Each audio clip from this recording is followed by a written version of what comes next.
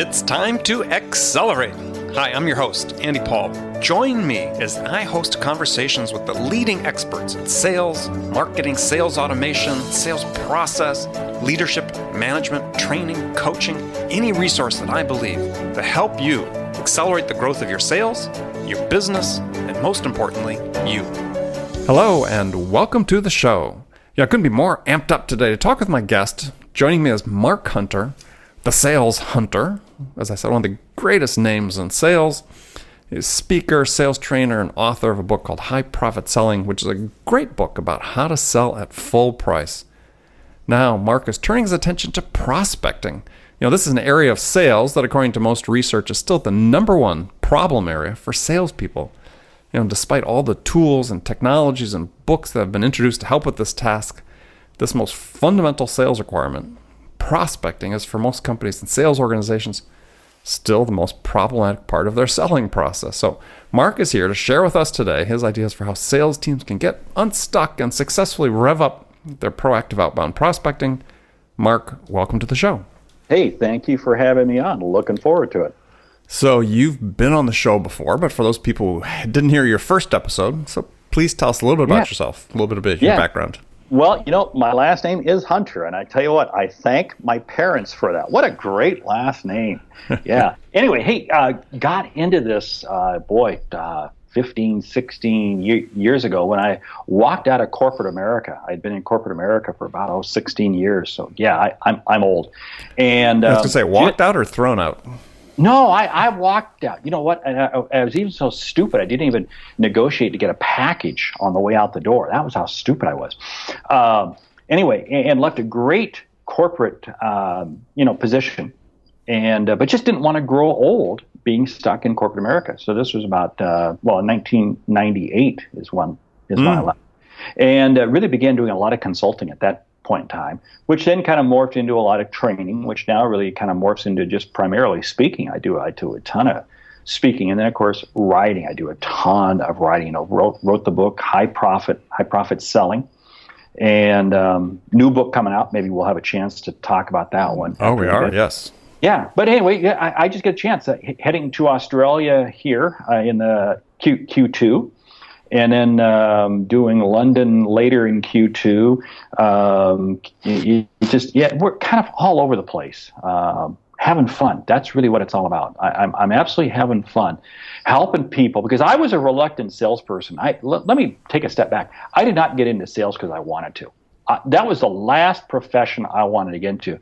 But I got into sales courtesy of the Seattle Police Department. And the fact that I got like 3 speeding tickets in the course of about 6 months.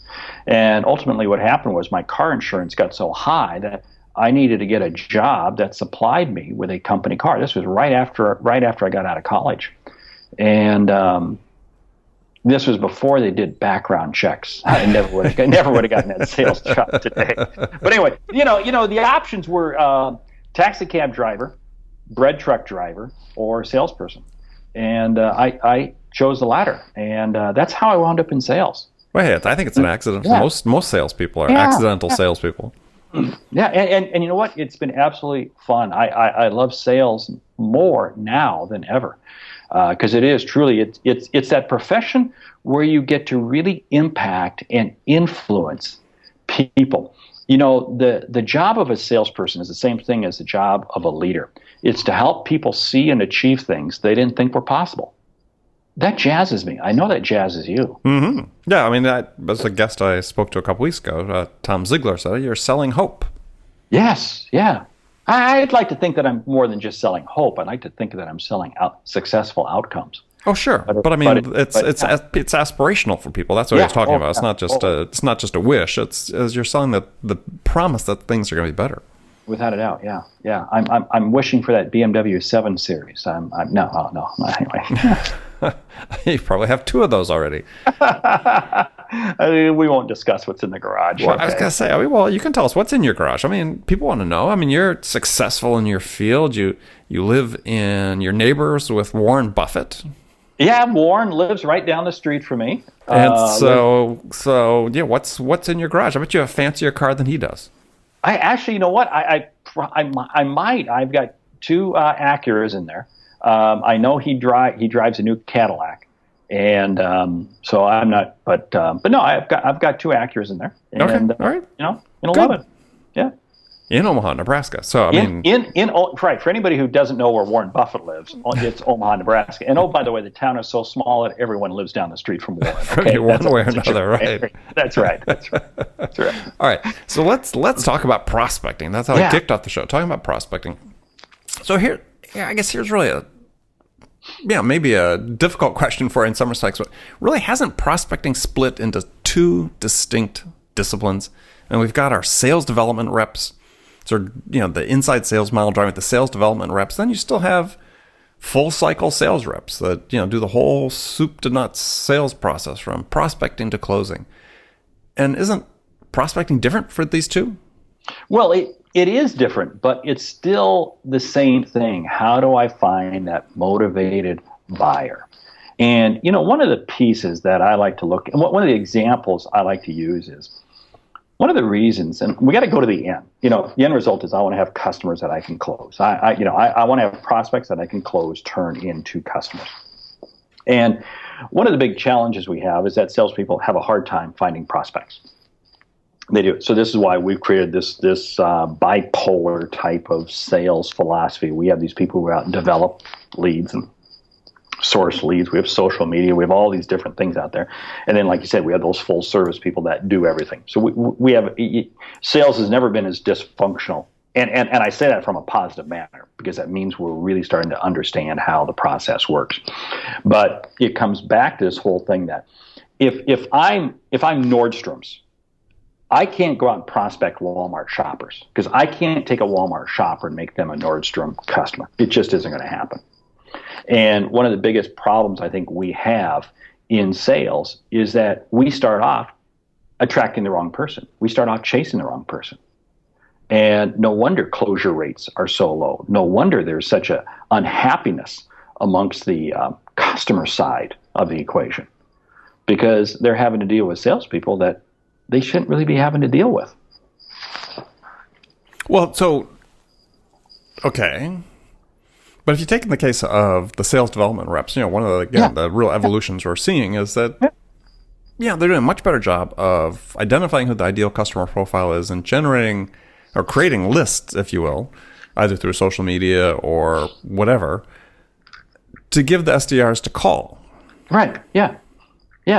Now, that's all good, but what we still got to do is we still got to go through that whole qualification process. And this is one of the challenges that I think, and you really convinced me more than anybody in terms of the speed of selling. Mm-hmm.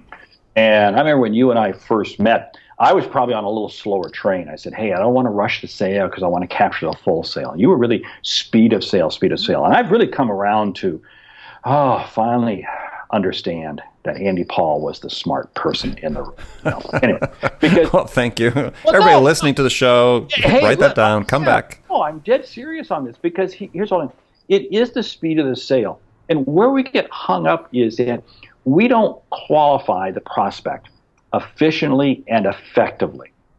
And this again is one of those challenges. And I was with I was with a company the other day, and they have this split arrangement of salespeople. And they were challenging me. They had come back to me. They said, hey, is this the right approach? And here's what I came back and told them. I said, the problem you have is that your people who are out there generating the leads, they are getting paid on the number of leads they developed. They are not getting paid on the quality of those leads. And as a result, they're passing a lot of junk along to those true salespeople. And we got to be splitting this. We got to be qualifying better, faster. Now, how we do that, it's going to be a different model in every organization. It depends on whether or not are we having to educate the customer? Are we having to educate the lead as to the industry we're in, the company we're in, the product, the service, et cetera, or are they already educated and now we're just trying to create a conversion, a reason for conversion? There's tons of different reasons why, but we got to qualify and got to qualify faster. So where does that responsibility in your mind, where does that responsibility lie? I mean, again, get back to you got team of SDRs, working the phones. Admittedly, calling some people might be a little cold. Some people may be warm. Yeah. Yeah. But they're really trying to sell a meeting. They're trying to sell a demo. They're trying to get to that next step. Right. And they got the sense of urgency. They've got, certain quantity goals they have to meet. But increasingly, we're also seeing that companies are wising up and putting quality metrics in place as well for SDRs. Yeah. In terms of conversion. So where does that responsibility lie in your mind for qualification? Yeah. Just because I can get a meeting doesn't mean anything. Hey, I'll tell you what, when I was in corporate America, there were a lot of vendors that I would sit and meet with that I had zero intention of ever doing business with. But I was willing to sit with them because A, I needed a check mark with my boss that I looked into this, or B, I just wanted to get a little bit of education, or C, I maybe wanted to sniff the salesperson to see if maybe we should hire them. Any number of different reasons why, but none of them were to, gee, I want to buy from this vendor. I want to buy from this supplier. No, this is the whole thing. Setting up the meeting without a reason for setting up the meeting, setting up the demo without a reason. If we can't uncover a need, if we can't uncover what is the need, the benefit, the outcome, the pain, something that this lead is looking to overcome, then why are we even having the meeting?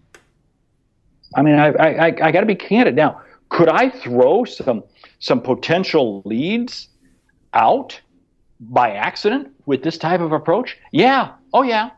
I get it. But I'll tell you what, the most valuable asset any organization has is their people's time.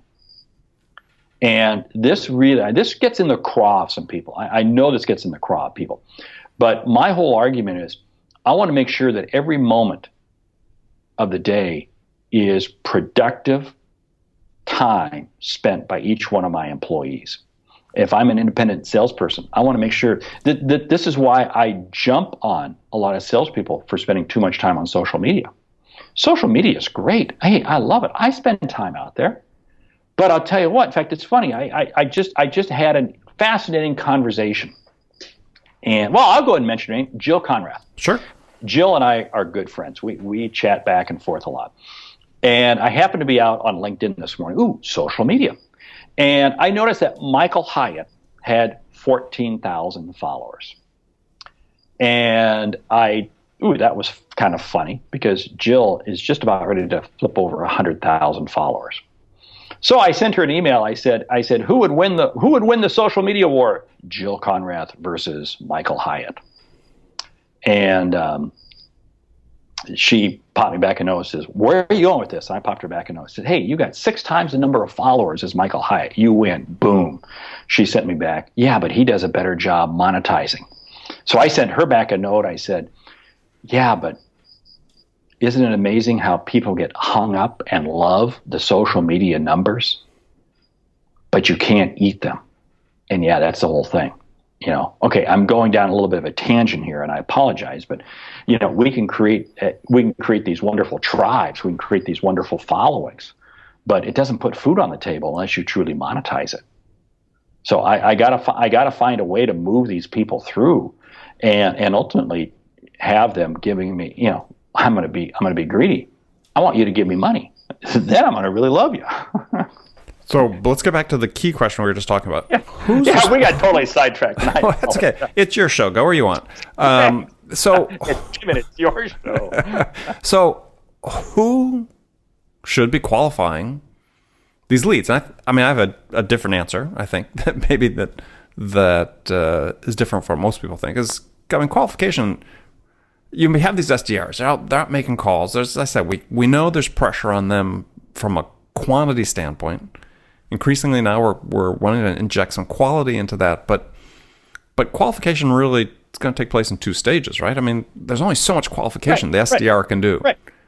Because these are people that are the least experienced, right, in terms of dealing with the customer. So they're going to qualify to some level, and then it's going to go to the account executive who's going to have to qualify at a deeper level, right? But if the SDR can't at least do some sort of an initial qualification. And what do you want them to do? That's really what I'm getting to. What do you want them to do? Okay. It might be a question of when are you looking at making a decision? Why why does it make sense for you to have a meeting with us? What is it that you're looking for in a demo? What is it that you're doing? I want to ask some sort of a question that's going to, don't just give me a name and an email and a phone number or something like that, pass along. I want to have something to go along with it. And if I can't get that, and, let's not kid ourselves. If the SDR isn't qualified enough to do that, then why don't we just get a robot to do what the SDR could do?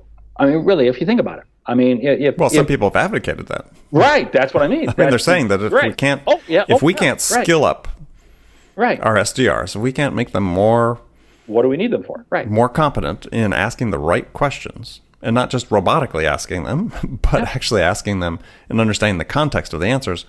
Yeah, can't we replace them with a robot? Right, and that's why I say they have to be able to ask one question that begins to get the lead potential. And remember, even when you pass them off, they're not a prospect. They're still just a suspect in my book. I mean, they're still just a suspect. Then that AE has got to go through another vetting process. But my contention is, I think we can skim out 20, 30% of the stupid leads that come forward. And think about the churn we have at the AE level and all of the agita that goes on between the AE and the SDR, or between sales and marketing, as to who's got the leads, et cetera, et cetera. I mean, why is it? Because everybody's arguing over the quality of the leads that they happen to be having to deal with. Mm-hmm. Mm-hmm. Well, we're going to take a quick break. We're going to come back and we're going to talk specifically about the new book you're writing, and about prospecting. And we'll be right back with Mark Hunter and get into that. Hi, this is Andy. Connect and Sell is used by sales reps at nearly 1,000 companies, including hundreds of technology startups and several Fortune 500 companies, to overcome the challenges of getting prospects on the phone. Companies using Connect and Sell grow their revenues faster by enabling their sales reps to have more sales conversations in 90 minutes than they could otherwise achieve in an entire week. Connect and Sell can be deployed directly to your sales reps, or you can take advantage of their outbound on-demand service, which delivers qualified prospect meetings scheduled directly on your sales reps' calendars. Visit connectandsell.com to learn more about how Connect and Sell can start filling your pipeline today. All right, welcome back. We're talking with Mark Hunter today about prospecting. Now, Mark has a new book that he's working on about prospecting. So I guess the first, when you told me about this, because we're in touch fairly often, and you said you're working on a book about prospecting, my first question to myself was, well, why? Right? I mean, there's so much that's been written, and it seems like even in the last couple of years, about prospecting. So what do you see that's missing in what's been previously written? What's the hole you're filling with what you're working on? Well, let's stop and take a look at it. It's such a huge issue. There's more than one type of restaurant out there. And one of the various, there's 50 different types of food. Unless you happen to live here in Omaha, then there's only one restaurant. Steak. That's a steak place, and that's it. Yeah, it's called Omaha Steaks, and that's it. So anyway. So who gets the better table at that restaurant, you or Warren? Warren doesn't. There are two restaurants that Warren. There used to be three, but one of them closed, and there is really Gorat's is the restaurant, and you can check this out anytime you're in Omaha. Go by Gorat's about 12:30 or so, and if Warren's in town, he will be there having lunch. So anyway, okay, enough about local tourism in Omaha. We're trying to boost Omaha for you. Okay. Hey, that's right. Why prospecting? Here's one of the big challenges. Well, not just why prospecting, but what did you see as the whole? What hadn't been written about? What's the angle you're bringing to it that wasn't there before? Here's the angle. I feel success in prospecting is when I spend more time with fewer prospects. This is not a game about getting more prospects. It's really a game about getting better prospects. And one of the challenges one of the premises that I walk people through in the book is to show them, how do we qualify? Going back to the discussion we had before the break, how do we qualify them faster? Because what I want to do is I want to be spending more time with fewer prospects. That's one of the key critical aspects I talk about. The other critical piece let's clarify that, because fewer prospects that are going to spend more Well, yeah, that I can close. That I can close. Or you can close because, more quickly. right? Because here's the whole thing. There are too many sales pipelines that are literally plugged up. I mean, you got to call Roto-Rooter. I mean, because salespeople have put into their pipelines numbers just to keep their boss happy. These things aren't going anywhere. When I deal with sales managers, I say, look, if that prospect doesn't move up or down after 2 sales calls, they should not be in the pipeline. Period. In other words, you just can't keep static people. And so this is Well, one. if they don't move up, they should be gone. If they move down after one call, you get rid of them, right? Well, yeah, but I mean, but you can have somebody move very close to buy, and then due to budget considerations, due to competitive pressure, they may back down, for a month or 2 or even a quarter. That's okay. I understand that. Then they come back in. That's that's good account management. Yeah, I want everybody to close in a perfect straight line, but hey. Especially in a B2B world, I know that's not always going to be the case. So here's the whole thing. How do we create this marriage between social media and traditional prospecting? Now, this really starts to rub me the wrong way because there are too many people out there that are saying, if you just do social media well enough, hey, the sun, the moon, the stars will line up and everything will be okay. And I go, yeah. And I go, you'll go hungry and your kids will have no shoes. Okay, period. Get over it. There is a marriage between traditional prospecting and social media. Social media helps you set the awareness. It helps you build a presence. It, so to speak, is the advertising and the marketing. But I still got to be making calls. I still got to be doing emailing. And oh, by the way, emailing is not the only prospecting tool out there. This is, again, one of the big challenges.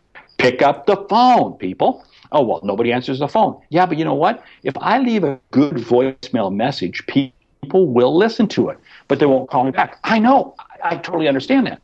How many times do you drive down the road and you see billboards, you see signs for various places? It doesn't mean you necessarily stop at each one, but it creates awareness. See, these are all some of the tools that you got to put into your prospecting bucket. Now, one of the reasons most people fail at prospecting is because they start, but they can't finish. And my argument is don't start what you can't finish. Don't sit there and say, well, gee, I contacted these 50 people here this week, and then I don't have time to get back to them again. That's not prospecting. That's just throwing crap out there, thinking something's going to bite. You have to have a plan, and that requires repetition. One of the best sources of instruction for prospecting can be found on the back of a shampoo bottle. It says repeat. It says repeat. I'm going to start getting on my soapbox here, but it's appropriate because you're talking about shampoo. There you go. Man, I'm sorry. Oh, geez. So. Boy. See, I'm just throwing the softballs. You walked right into that. I'm just giving them up to you because I want to make the host look good. Anyway. Yeah, it's going to take more than that. But I think that, so the question is, you talk about repetition, but it's really not just repetition. You're really talking about what's the cadence. Well, right. So what is the series of touches that you're gonna instrument or you're gonna plan that you execute for each of these people that you're walking through and that are on your list? Yeah. If I'm trying to reach that mid-level person, if I'm trying to reach that mid to lower level person, it may be a consumable, it may be a CapEx, but it's within the budget. I'm not talking about major capital items. I'm going to do probably what I call 6 MPM. 6 MPM. That's 6 messages per month. I'm going to hit you with 6. Whoa! People freak out. And I say, I'm not going to. No. Each message I send you is going to be different. And I may send you a couple by way of voicemail. I may send you a couple by way of email. I'm going to use different approaches. And by the way, if you haven't responded to me after the course of, a month, or maybe it's 5 or 6 weeks or so, that's okay. Things can slide. Then I take you off my list. I'm going to take you off that list for 90 days. And then I'm going to do, like it says in the shampoo bottle, repeat. I'm going to repeat it again. And I'm going to keep doing that. Now, the key is, I can't just say, hey, I want you to buy from me. Oh, shut up. I can't tell. I mean, I'm sure you get tons of cold email prospecting every Sure. and you get the stupid phone calls. I mean, it just drives me nuts. Don't hit me with that. Now, if I, even a blind squirrel will find an acorn occasionally. Okay, now that can be lucky. If you make 10,000 calls, maybe you get one. What I want to do is I want to be able to hit you. I want to drip you with information that you're going to find credible and you're going to find worthy. And what's going to happen is now this is going to begin to pique your interest. What I'm doing is I'm trying to allow you to see that I'm different, that I have a level of competence and I have a level of confidence that you're not seeing in other salespeople. You may not be in a position to buy. I may be hitting you way out of your buying cycle. Fine, it's okay. But you know what? If I hit you 6 times with different messages, you chances are you're probably going to remember me. And oh, by the way, you may just happen to be seeing some of me by way of social media. Or maybe somebody else on your team is seeing me by way of social media. But see, so then what happens is I come back around and I do this drip again 90 days later. And then you say, oh, wait a minute, I do need to talk to this guy. You see, what I have to do is I have to figure out a way, how do I be seen differently than my competitors out there? Now, more importantly, I don't want to feel that I have a competitor because there's only one me. I want to provide you with that value. When I provide you with that information, insight, then, game on. I have the privilege of thinking of you with the right qualification as a prospect and ultimately, hopefully, closing you. Well, one of the things we're seeing, though, in terms of prospecting and that you talk about 6 messages over 6 months is six over a month. 6 over a month. Okay. 6. Yeah. Yeah, because we're seeing the point I misunderstood that. My apologies. Is that we're seeing, especially like in the SaaS space and some of the tech spaces, where they could be doing 7 over 7 days. Right. Oh yeah. Right. I mean, depending on the frequency of the purchase, depending on the price value relationship, etc., and the level of the position that you were calling into, that all goes up and down in terms of the speed of the frequency, the speed of the contact, etc. And I've got one chapter in my book that is laid out just on that, helping you define what is the right frequency. So what are some of the tools or technologies you're seeing out there now that companies are using, or that you would recommend to companies that you work with to assist in this prospecting, automating some of this outreach and so on? Pick up the phone. It's called pick up the. I love automation, and believe me, there are plenty of tools out there in terms of email automation tools. My own company, we use Infusionsoft and we use a host. But one of the challenges I find is that if you get too automated, what happens is you're losing all sense of being able to control who that person is. Now, what do I mean by that? What happens if they do respond? You have no clue who they are. I'm going to argue, and I'm going to argue this vehemently, that one of the best prospecting tools out there is still the telephone. Pick up the telephone. Now, does the telephone in and of itself generate the response? No. But you know what? The telephone combined with email, the telephone combined with the LinkedIn message, the telephone combined with maybe even the text message. I picked up 2 nice pieces of business just over the last 6 weeks by way of LinkedIn messaging. I love it. Where you did proactive outreach using an InMail or something? Yeah, I reached out to people, and we were able to create a dialogue by way of LinkedIn messaging that I never would have been able to reach these people, because you know what? There are some people that will, you'll never be able to break through their spam filter in terms of trying to get them an email, period. But you can send them something by way of LinkedIn, and then on a Sunday evening when they're just out there kind of putzing around their computer, they're looking at LinkedIn, boom, they saw it. And that's exactly what happened. Excellent. I like that. So that's good. I love LinkedIn messaging. And I'll tell you what, we all have to do a much better job of really understanding how powerful a tool that is. Because think about this. I can use LinkedIn. Let me walk through.